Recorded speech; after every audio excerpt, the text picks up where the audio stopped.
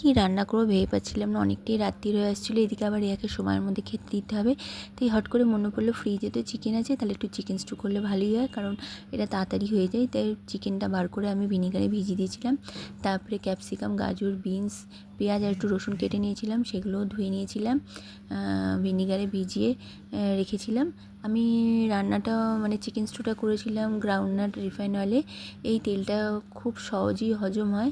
এটা হৃদরোগের জন্য ভীষণ উপকারী। এতে মনোস্যাচুরেটেড ফ্যাট রয়েছে বলে এটা হৃদরোগের ঝুঁকি কমায়।